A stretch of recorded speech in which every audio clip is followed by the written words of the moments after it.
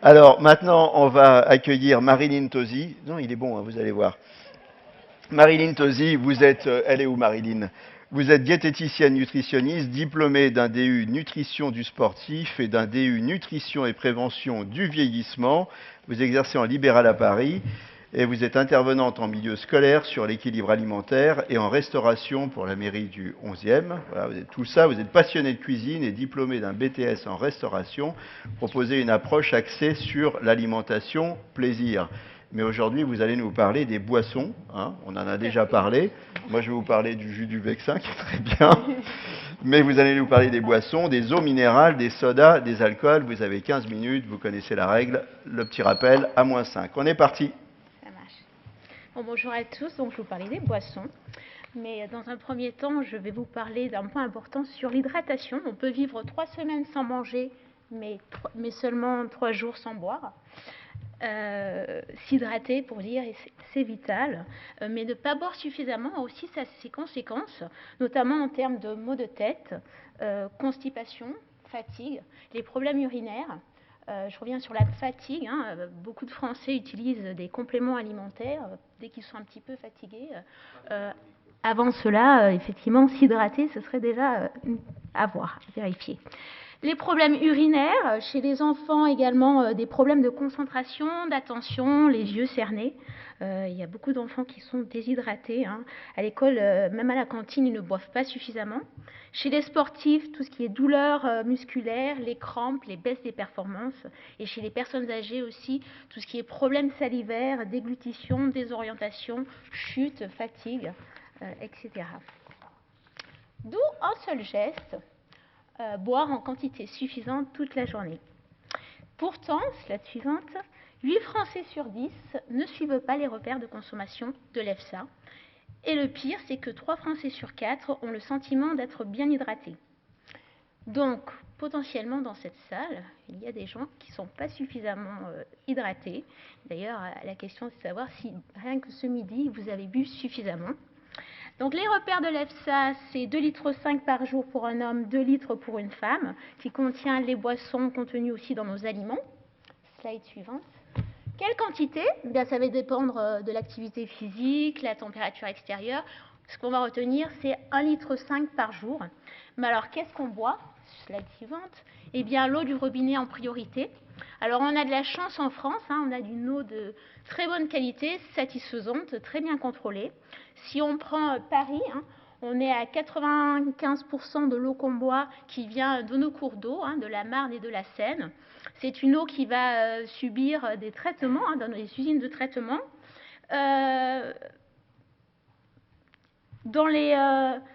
Pas toutes les régions ont la chance d'avoir justement des usines de traitement efficaces, notamment dans ces régions agricoles. On va utiliser beaucoup de pesticides qui vont se retrouver dans l'eau de boisson et qui va affecter effectivement la qualité de l'eau.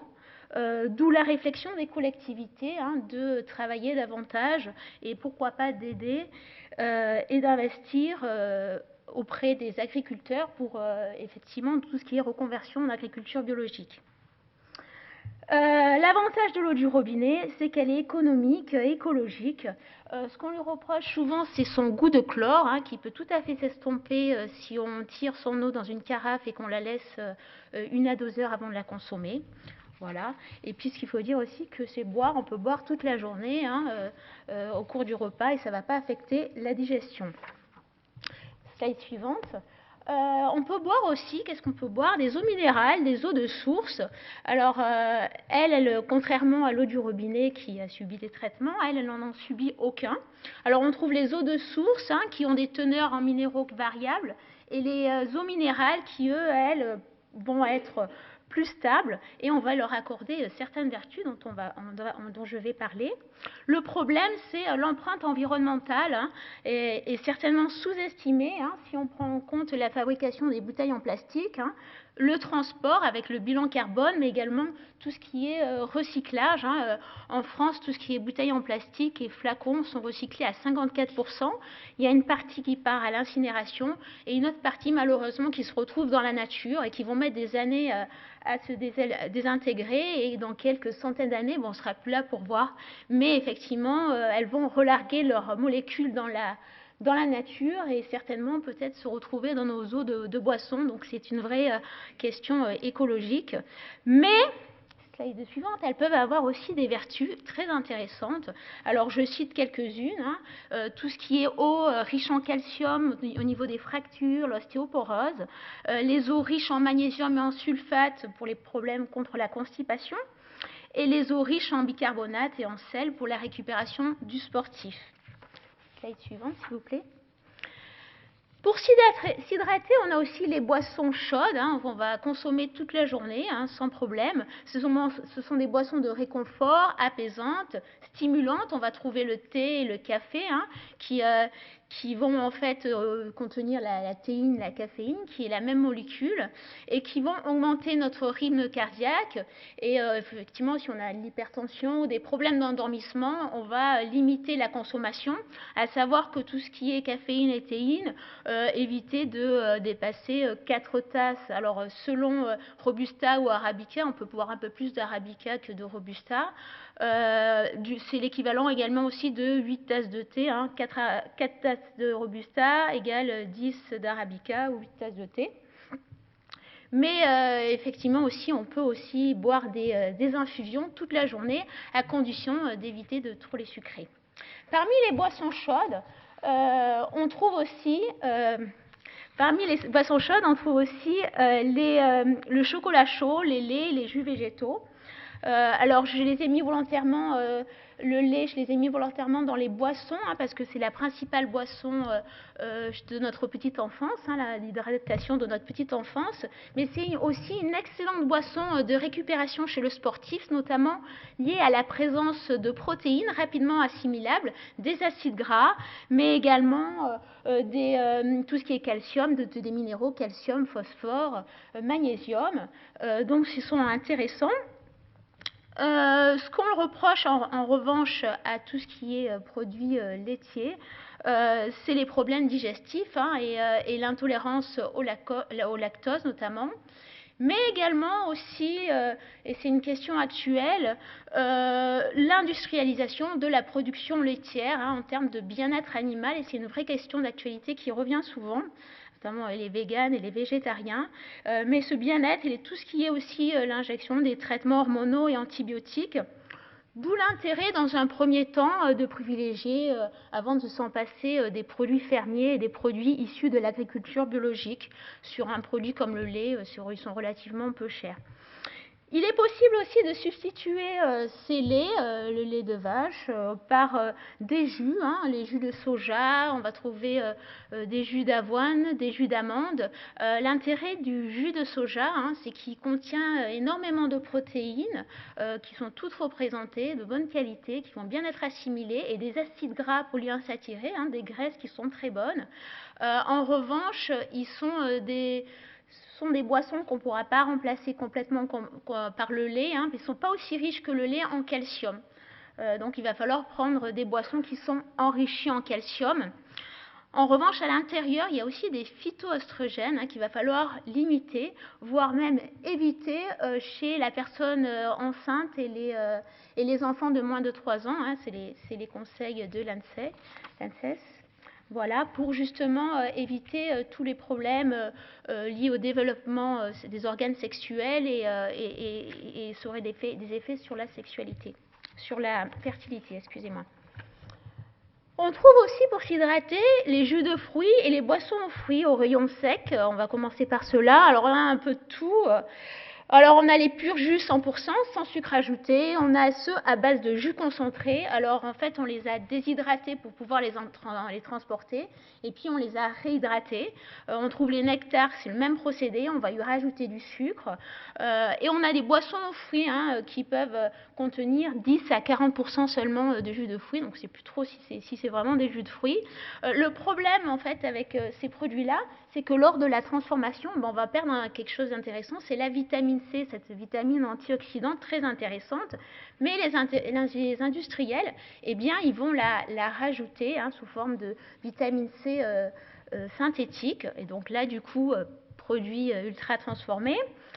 D'où l'intérêt de privilégier, slide suivante s'il vous plaît, d'où l'intérêt de privilégier les purs jus pressés maison qu'on va faire soi-même.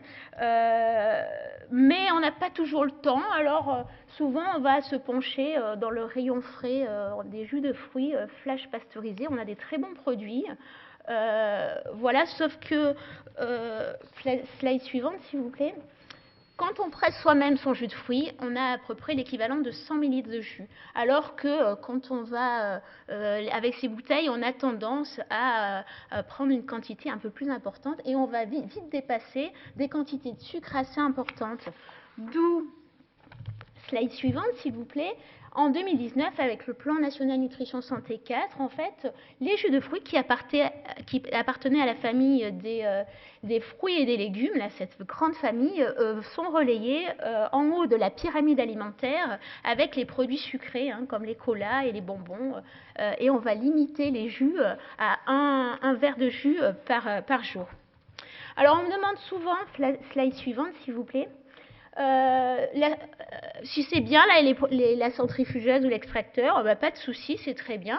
On a une boisson d'hydratation, avec des petites quantités. La vitamine C, par contre, on n'a pas de fibres. On a enlevé toutes les fibres et ça, c'est dommage parce que c'est intéressant les fibres. Enfin, en même temps, on ne boit pas des boissons pour des fibres. Slide suivante, s'il vous plaît. Donc un bon compromis, ce serait les smoothies. Les smoothies, on a mixé le fruit à l'intérieur, on va trouver les fibres. Par contre, avec les smoothies, le problème, c'est qu'on se retrouve rapidement avec des bananes, des 100 grammes de fraises, etc. Donc des boissons qui sont, d'un point de vue énergétique, qu'il va falloir limiter. Slide suivante, s'il vous plaît. On a les soft drinks, ce sont des boissons rafraîchissantes sans alcool. Et là, on a une offre variée, importante, et il y a un gros marketing de la part des industriels. Et nos ados, ils sont très sensibles, ils aiment bien ces produits-là. Alors, la plupart, bien évidemment, on en a parlé, ce sont des boissons très sucrées et qui peuvent nous conduire à des consommations excessives, notamment si on commence à acheter des bouteilles familiales de 2 litres qui se retrouvent dans le frigo et qui sont sorties sur la table familiale et on boit et qui sont bu un petit peu toute la journée. Donc, à limiter, on va privilégier plutôt les canettes. Les canettes, en plus, qui sont mieux recyclées, en aluminium, qui sont mieux recyclées et qui vont limiter, on va limiter à 330 heures, enfin à une canette par jour. Alors on trouve les sodas avec les colas, c'est les plus consommés en France. Il faut faire attention parce qu'il y a de la caféine, donc on va limiter la caféine aussi, surtout chez les enfants. Et on a les boissons au thé, même chose, les boissons énergisantes qui vont contenir à peu près l'équivalent de 2 tasses de café. Donc à éviter absolument chez les enfants et chez les femmes enceintes. Et puis on trouve les boissons light. Alors on a pris le sucre, on a enlevé le sucre et on l'a remplacé par un édulcorant. Le problème c'est qu'on l'avantage c'est qu'on a toujours le goût, mais en revanche on n'a pas les calories. Donc effectivement, si on fait un régime, pourquoi pas. On va les limiter toutefois à cause de l'aspartame. Pour éviter aussi l'accoutumance et surtout ne pas prendre. Il faudrait surtout pas que ces boissons prennent la place des eaux. Slide suivante, s'il vous plaît. Donc là, je vous ai fait les contenances en sucre, petit rappel. Dans une canette, c'est 7 morceaux de sucre, donc ce qui est assez énorme. Et puis le jus d'orange, finalement aussi, il n'est pas loin. C'est pour ça que c'est une boisson sucrée. Slide suivante, s'il vous plaît. Et puis la dernière, c'est les boissons alcoolisées. Alors, les boissons alcoolisées, elles nous font plaisir. Elles symbolisent la fête, l'abusement, la récompense. Bref, elles nous font plaisir. Mais si vous pensiez vous désaltérer avec une bonne bière, vous vous déshydratez puisque l'alcool déshydrate. Et d'ailleurs, c'est le cas quand vous prenez une ou deux bières, vous avez envie d'aller aux toilettes. Mais également, si vous buvez un peu plus que de bière, vous pouvez avoir la gueule de bois. Et en général, c'est des maux de tête, c'est les premiers signes de la déshydratation. Mais si c'était que ça, l'alcool, slide suivante, c'est un gros problème de santé publique. L'alcool, c'est la deuxième cause de mortalité prématurée en France. On lui attribue 41 000 décès par an. Ce qui change la donne, c'est que, avec le rapport de l'INSERM de 2020, c'est que consommer de l'alcool, même en petite quantité, n'est pas bénéfique pour la santé. Donc c'est la petite chose qui change. Et les nouveaux repères de santé publique, qui sont beaucoup plus sympas, on va dire, c'est que l'alcool, c'est maximum 2 verres par jour, mais pas tous les jours, et on va limiter à, du coup, 10 verres par semaine, à savoir qu'un Français sur 4 ne respecte pas ces repères. Et puis, dernière slide. Les boissons, quelles qu'elles soient, que ce soit une bière, une flûte, un verre de rouge, c'est 10 grammes d'alcool par boisson. Voilà, et c'est aussi 100 à 110 calories par verre. Donc ça fait, si on respecte bien les repères, ça fait 1100 calories par semaine, donc ce qui n'est pas négligeable. Et dernier point, une journée type. Donc au petit déjeuner, on va prendre son café, mais on ne va bien pas oublier de boire son verre d'eau avec, l'accompagner d'un verre d'eau, un petit verre de jus. Dans la matinée, on peut boire une boisson chaude. Au repas du déjeuner, vous avez tous bu au moins 2 verres d'eau. Et dans l'après-midi, une boisson chocolatée ou un thé, etc. Et au dîner, 2 verres de boisson d'eau. Voilà, je vous remercie de votre attention. Merci beaucoup. Merci Marilyn. Vous savez quoi? Venez vous déshydrater un petit peu. Alors, de l'eau pour vous, non? Pas en bouteille. Alors, j'ai du jus de pomme en verre ou jus de poire? Oui, du jus de pomme. Du jus de pomme? Allez, venez. Voilà.